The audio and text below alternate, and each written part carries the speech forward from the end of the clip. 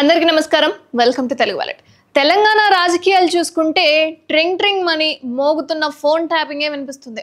ఇప్పుడు ఆంధ్రప్రదేశ్లోనూ బలంగా వినిపిస్తోంది ఈ ఫోన్ ట్యాపింగ్. పొలిటికల్ గాను అగ్గి రాజేసేట్టు కనిపిస్తోంది.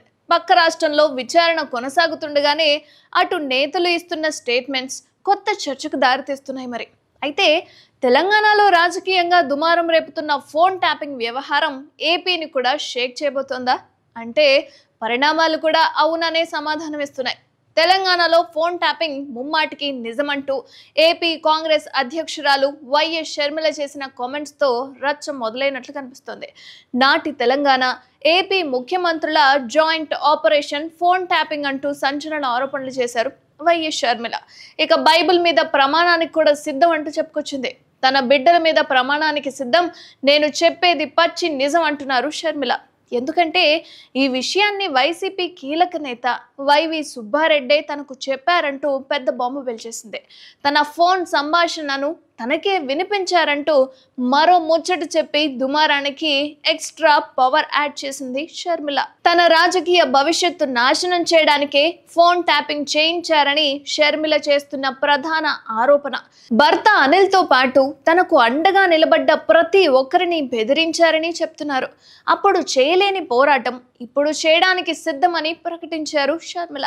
అయితే ఈ మాటలు ఎంక్వైరీ కమిషన్ ముందు చెప్పడానికైనా తాను సిద్ధం అంటున్నారు. ఒక్క షర్మిలతో ఆగిపోతే ఈ ఆరోపణలతో అగ్గి రాజుకునేది కాదేమో.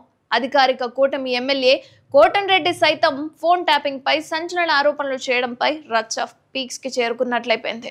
అప్పట్లో తన ఫోన్ ట్యాపింగ్ జరిగిందంటూ ఆధారాలతో బయట పెట్టానని, ఏపీలో ఈ వ్యవహారంపై విచారణ జరిపితే చాలా మంది ముఖ్యులు జైలు ఊర్చలు లెక్క పెట్టడం ఖాయమని హెచ్చరించారు.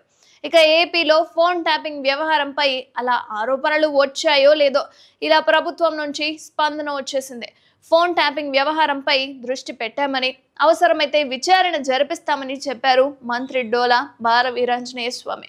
అయితే షర్మిల ఆ స్థాయిలో ఫోన్ ట్యాపింగ్ పై ఆరోపణ గుప్పిస్తే అది సర్వసాధారణమైనట్టుగా కొట్టిపారేశారు కేంద్ర మాజీ మంత్రి, ఏపీ కాంగ్రెస్ సీనియర్ నాయకులు చింతామోహన్.